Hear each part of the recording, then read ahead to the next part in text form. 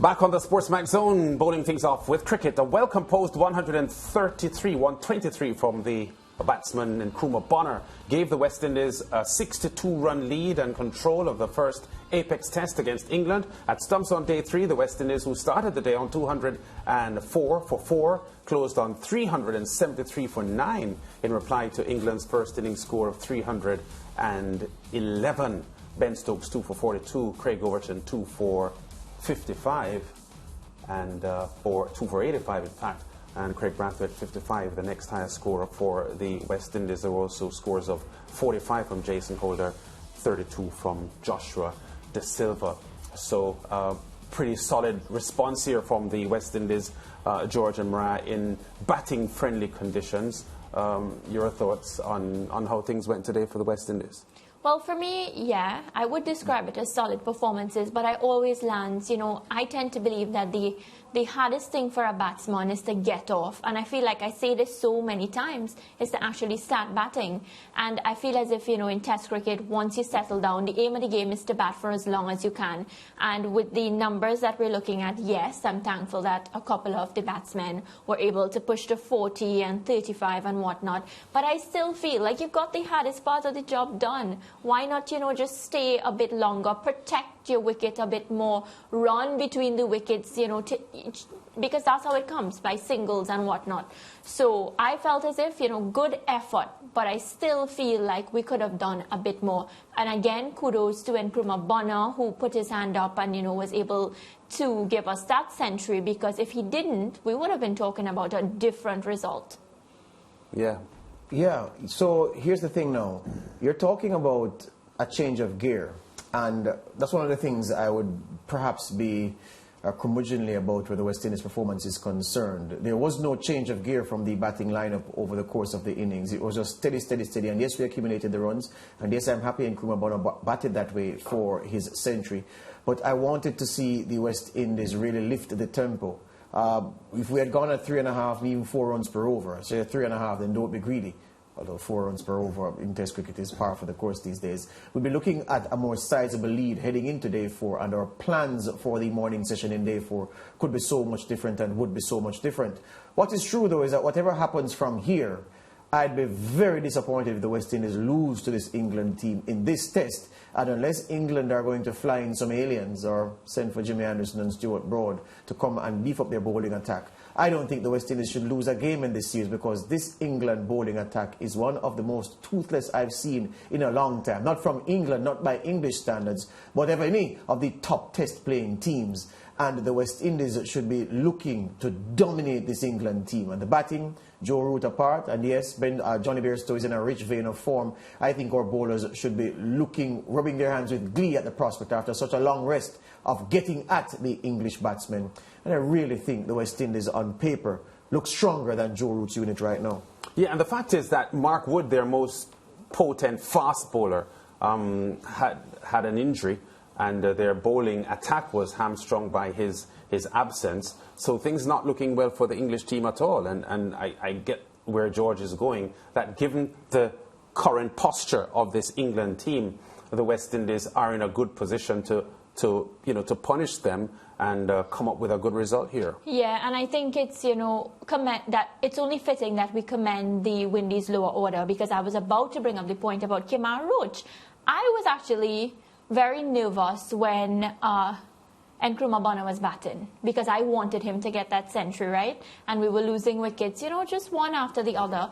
And I just kept saying, I hope one batsman can come out there and just ensure that he gets that century, because it's exactly what he needs for his confidence, and it's exactly what the team needs at that point in time. And Kemar Roach was there for a very long time, because he made 15 runs of 89 balls. So that tells the story for itself. But I have to say that he should be commended for just taking up that role and ensuring that he allowed Nkrumah Bonner to get to that century. Thing is this, with the quality service that we've seen, and if you recall what the players said at the end of day 1, a couple of batsmen said, boy, the pitch was too paced early, but then the other batsmen said, no, it's actually a very good batting strip. Mm-hmm. If the Englishmen can get stuck in then we'll be ruining how slowly the wind is batting for much of today after the first session. I can understand the circumspect approach there. And it's not criticizing, it's not nitpicking, it's just looking at the reality of the situation. So if the English batsmen get stuck in and bat the way that our batsmen batted, and let's be frank, let's be fair, I mean, nobody would say on paper that the English batting lineup is inferior to the Windies batting lineup. So what we did, they can do. Fact is that we could be facing the prospect of a draw, even with 2 full days to go. And I'm saying that we don't know what role the weather may play or how well the Englishmen will. But the point I'm making is, if we had Jeff Boycott, the prominent former England captain and of course a cricket commentator, always ask. Michael Holding has been known in the past to say it as well.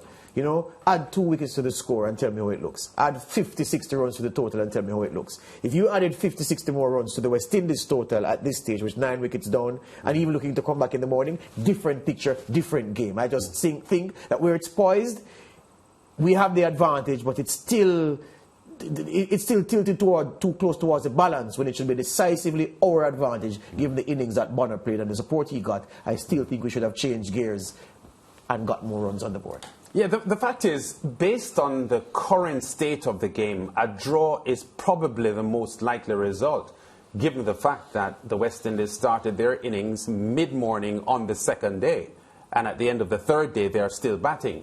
So based on the batting conditions and the batting-friendly conditions of the pitch, you would expect England to bat themselves into a position tomorrow when they bat.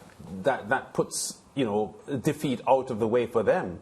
Likewise, I don't see the West Indies, you know, crumbling in any sort of situation that England may present for them if there's a run chase on the final day. So a draw looks the most likely result here. I want to commend Nkrumah Bonner for his application, because that is what we criticize West Indies batsmen for constantly, George and Mariah, because there are times when technically they may look equipped to handle a certain situation, but they don't apply themselves.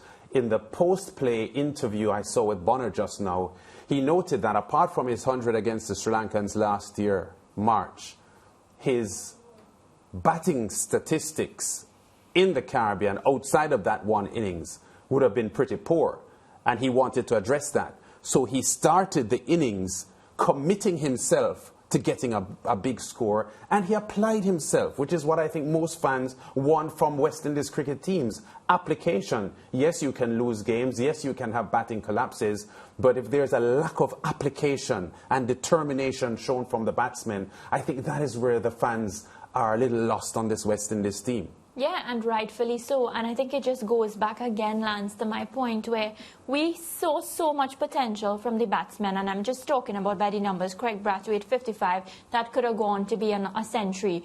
John Campbell, you know, a lot of criticism around his position. You got a start as well. Like, you know, why not go on just to make a 50? So that same point that you brought up about application, I think it's fitting when you look at the numbers, because there's so many opportunities.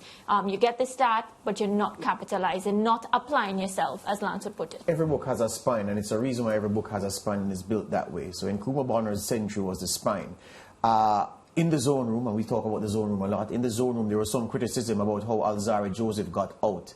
But perhaps it is that based on the tactical instructions from the coaches coming in, he was the one looking to shift tempo. Yes. And which he can. And that's the point. Yes, so yes. if you have Bonner playing the watchful innings he was and compiling his runs, which was needed and which you are correct, well, everybody's correct to praise him for, because that was what was needed under the circumstances. You then need a tempo setter at the other end, someone who's taking the attack to the bowlers, taking the fight to the bowlers. Unfortunately for Alzarri Joseph, he didn't spend long enough at the crease to really lift the run rate and give momentum to the innings, and it just stayed at one way. In fact, it stayed, S-T-A-Y-E-D, then S-T-A-I-D. It stayed for much of, well, up to this point, and that is the point again.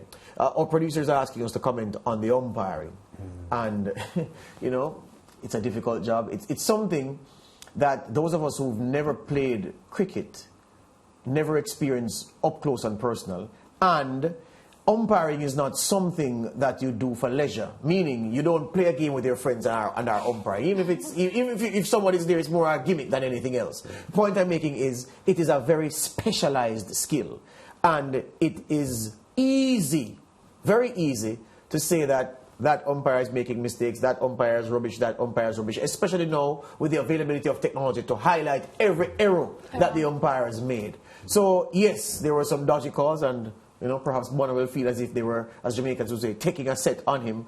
But, you know, I'm always loath to criticize umpires because I know it's a highly specialized job, and it's unforgiving. Yeah, I think our production team, though, George, is zeroing in on, or putting under the microscope, the numerous errors, because umpires are better than umpires. At the end of each year, the ICC awards their best umpire. So umpires are better than others. And I think we have seen in recent weeks cases of some of umpires not being as good as they need to be. But I take your point. I know that it's a difficult job. Very, very, very difficult job. And like you, George, not quick to criticize umpires. I'm just saying, if you look at umpiring standards globally, it's fairly easy for you to see the umpires that are doing a really good job and the ones that are struggling. And it must frustrate the viewers, especially when you're supporting a team, because there were a couple of decisions, not only in Nkrumah Bonner, but I think one with Joshua De Silva as well, as I was looking on, that was a bit questionable. Fact of the matter is that officials like that are always under pressure. And yes, officials are better than officials, no doubt.